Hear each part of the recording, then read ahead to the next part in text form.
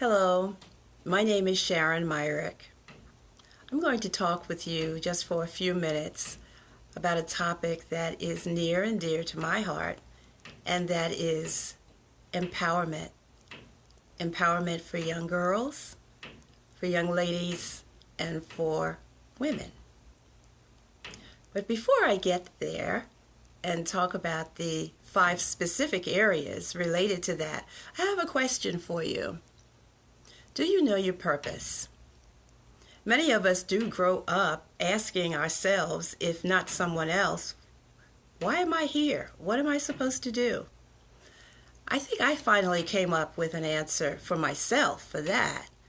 And I certainly believe that our purpose is to serve. Well, how do we do that? What's your passion? Find out what your passion is. Find out what your talents are. You have more than one. And when you're passionate enough about it to pursue it and to develop it, then the rest just flows very easily. The purpose is there. We can serve through being a musician if we choose that. We can serve in the area of teaching, medicine, electronics, engineering. Whatever we find our passion to be is how we are going to serve. So let me get into the 5 areas that I feel need to be developed for that empowerment. The first one is responsibility, and I feel we all have a responsibility to ourselves to develop physically, intellectually, and spiritually. And sometimes there's a responsibility not only to ourselves, of course that would be the first line of responsibility, but sometimes we have a responsibility to others. And we need to take that very seriously. That development comes very early in age. Some of us had pets when we were very young. That's the first line of learning how to be responsible. And with each stage of life, it just develops. The second area is that of integrity. What are your core values? Can you stand on your word? Can you stand on your word to yourself? Can you stand on your word to others? If you say you're going to do something, do you in fact follow through? If you don't, you're going to have a bit of trouble with other people in relationships because they're going to say he or she is not a person of her word. So we do want to develop that integrity very early on. The third area is that of courage. When we're first born and we're being nurtured by family and friends and extended family and social organizations, they are there to support us and to help us to become courageous in our efforts. Later on, we learn some independence so that we can be a little more courageous on our own. But being courageous and developing that aspect of yourself certainly takes faith, and it takes control, self-control.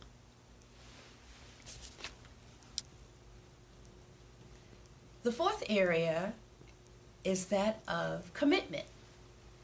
Now, usually when we hear about commitment, it's in a relationship with another person, usually a marital relationship or love relationship. We talk about being committed to that person.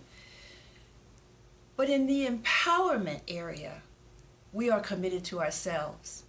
We are committed to developing ourselves spiritually, physically, and intellectually, as I stated earlier. But that commitment can also be to a project or a goal that we've set for ourselves. And in the development of that project or reaching that goal, are we going to tear up the item, throw it out, throw up our hands and say, I can't do it at the first sign? that it may be a little challenging to complete, then you have dishonored the commitment to yourself, because it does take strength, it takes mental fortitude, it takes the courage I spoke of earlier to stay committed to something that you really desire. There's something that your internal guidance says, go for it. You can do this. So it may not be easy along the way, but that doesn't mean that it's not attainable. And the last area, and it should have been the first, but I left it to the end on purpose because it sums up the previous four, and that is self-love and respect. If you don't have the self-love, if you don't have respect of self, then how can you have it for others? How can your relationships be successful if the love and the respect aren't there? Some of our young people get their images from social media these days. The initial presentation of image development and self-love really does come as we're infants and growing up from our family and our friends and the social organizations that we are involved with. But later on, somehow or other, the social media creeps in, television, newspapers, magazines come in and give images that they feel a young person should look like, be like, act like. And it's not always a positive one, not always a good image or example for our young people, our young ladies to follow. So the self-love will keep you from moving into an image that you know does not serve you well.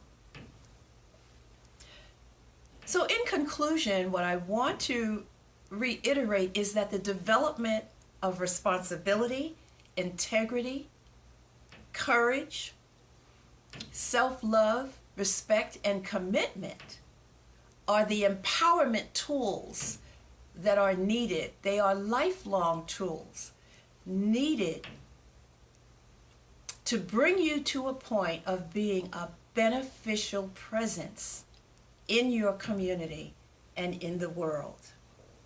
Follow that inner guidance. It will always guide you to the right and perfect place at the right and perfect time.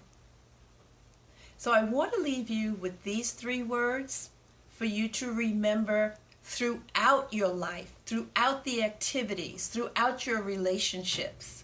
And those three words that I leave you with are: do no harm. Thank you for your time.